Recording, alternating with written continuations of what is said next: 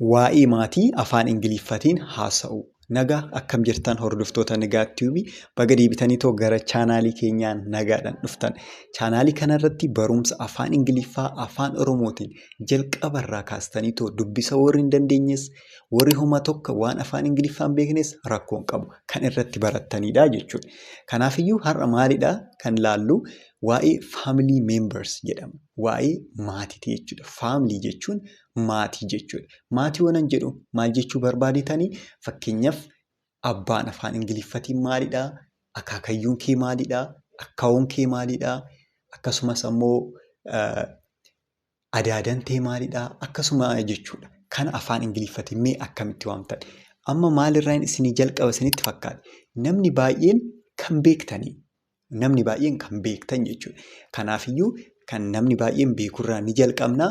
Sana booda immoo xiqqoo baay'eellee kan hin ulfaanne garuu xiqqoo hamma ta'e xiqqoo kan ulfaatu dhaqnaa. Sana booda immoo gara hima itti ijaaruu.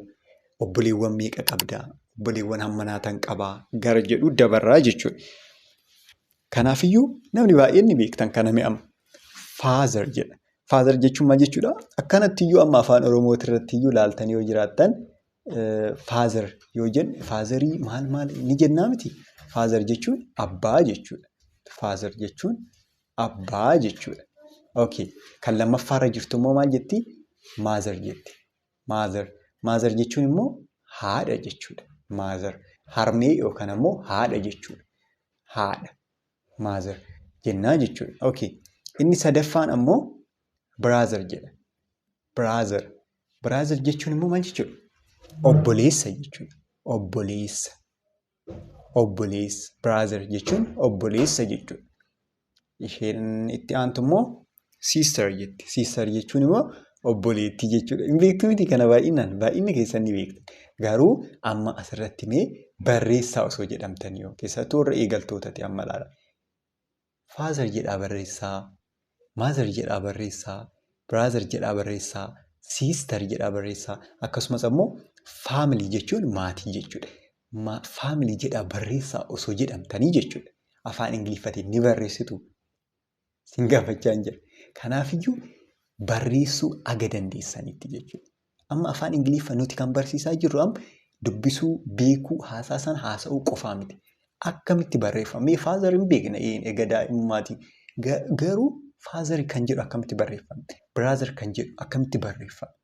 Faamilii kan jedhu. Faamilii jechuun maatii jechuudha.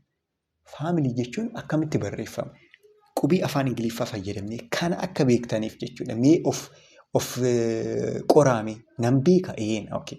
Akkamittan beeka? Akkamittan barreessa? Kan jedhu jechuudha. Amma immoo gara itti aanuumee gara kanniinii dhaqnamee Grandfather jechuun maal jechuudha? Akaakayyuu jechuudha. Grandfather jechuun akaakayyuu. Kana hoo ni beektu? Grandfather jechuun akaakayyuu. Father jechuun abbaadhaa miti? Maqaan abbaan abbaa keessan immoo akaakayyuu waan ta'eef grandfather jechuu dandeessanii jechuudha. Grandfather dhiiraaf kun akaakayyuu. Okay. Kan itti aantu immoo grandmother. Grandmotheriin immoo akkahoodha. Akkahoo ta'e haadha teessanii yookaan ammoo haadha abbaa keessanii jechuudha. Akkahoo grandmother jennaa jechuudha. Inni biraa immoo mee tana ni beektume? Uncle. Uncle jechuun eessuma jechuudha. Uncle jechuun eessuma jedhamina waliin uncle. Okay. Sana booda immoo aunt jedha. Aunt jechuun adaadaa jechuudha. Aunt jechuun adaadaa. Do you have aunt? Do you have an aunt? Jechuu dandeessan. Aantii ni qabda yookaan adaadaa ni qabda jechuuf jechuudha. Kaziniin immoo durbii keessan jechuudha. Durbii keessan. Ni jiraa miti? Fakkeenya ilma eessuma keessanii wantoota akkasii jechuudha. Kazinii keessan. Durbii keessan jechuudha. Kanaafiyyuu mee na waliin jedhaan grandfather bareeda. Okay. Ammallee grandmother. Ashii. Uncle. Good. Aunt. Good. Cousin. Good. Baay'ee gaariidha. Bareeda. Jechaa jirtu jechuudha. Isin dhagaan jira ishee. Bootuma hirtaniiti. Okay. Mee amma kun fakkeenyaan ilaallu jechuun hima itti ijaarree jechuudha. Maal jedha? This is my father. This is my father. Maal jechuudha? Kun abbaa koodha. This jechuun kuni jechuudha miti. This is my father. Kuni abbaa koodha. Kuni abbaa koodha. This is my father jennaa jechuudha.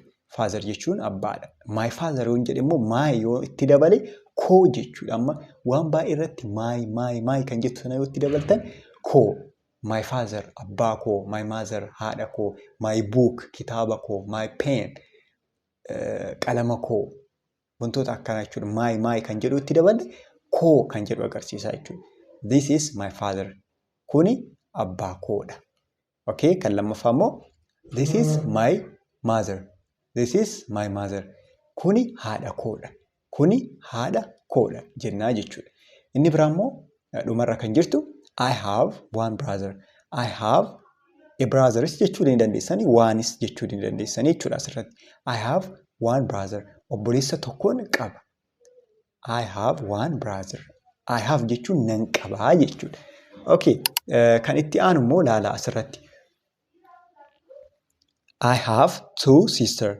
I have two sisters. Lama waan ta'eef isii dhumarratti daballaa jechuudha. Obboleettii lamaan qaba. Sorry. Obboleettii lamaan qaba jedha. I have two sisters jechuun obboleettii lamaan qabaa jechuudha. Inni biraa immoo this is my grandfather. Kuni akaakayyuu koodha. This jechuun kuni jechuudha siniin jedheen jedha. This is my grandfather. Kuni akaakayyuu koodha jedhaa jechuudha. Inni dhumarra jiru immoo this is my aunt. This is my aunt. Kuni adaadaa koodha. Kuni adaadaa koodha. Laala irra deddeebi'atoo shaakalaa. Ani dafii viidiyoodhaan waan fixeef isinillee dafaa fixaa jechuu miti. Maal gootanii suutuma suutachaa barreeffachaa irra deebi'aa laalaa. Amma sa'aatii keessa fixanii viidiyoo kana egalaaltanitti qabachuu qabdan. Fixaniimti sa'aatii keessan. Kanaafiyyuu amma qabattanitti bakka kutattaniituma fixuu qabdan. Sammuu keessanitti hamma qabattanitti irra deebitanii ilaaluu qofaa miti shaakaluudha bakka wanti guddaan. Laangujii waan ta'eef maaliidhaan baratamaa shaakalliidhaan baratamaa jechuudha. Amma asirratti mee gaafii yoo gaafattan immoo ilaalaa. Ni qabdaa jechuu yoo barbaaddan. Do you have jechuudha. Waa ni qabdaa jettanii gaafachuu yoo barbaaddan. Do you have jettanii too gaafattuu jechuudha. Irranaan gurraachaan kan barreeffame amma. Do you have jettanii wanta inni qabu sana achitti barreessitan. Fakkeenyaaf mee ilaalaa diimadhaan kan barreeffame sana amma tokkoffaarra kan jiru. Do you have a brother? Do you have a brother? Maal jechuudha?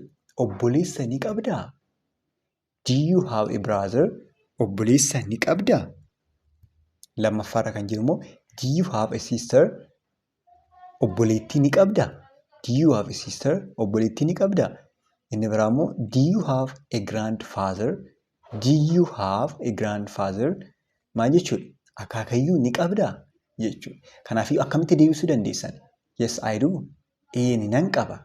Amma immoo kan garanii kan harka mirgaa bira jiru isaan yes, I do yoo jette ni nan qaba. Yes, I do. Ni nan qaba jechuudha. Inni biraa immoo ammallee sirriitti silaa osoo nani wayini isinii tuqaatoo isin barsiise gaarii tureeyyuu wayin isinitti agarsiisaa. Anyway karaa mirgaa kan jiran san lamaan san qofaa jechuudha. Lakki hin qabu jechuu barbaadan immoo no I don't. No I don't jettanii jechuudha. Do you have a sister? Yoo isiniin jedhe sisterii qabdaa? Yoo isiniin jedhe lakki hin qabu jechuu barbaadan no I don't. Nan qaba jechuu barbaadan yes I do. Kanaafiyyuu mee isin kana gaafiiwwan kana naa deebisaa mee koomentii irratti do you have a brother? Obboleessa qabdaa? Do you have a sister? Obboleettii qabdaa? Do you have a grandfather? Akaakayyuu qabdaa? Kana koomentii irratti deebisaa yes I do.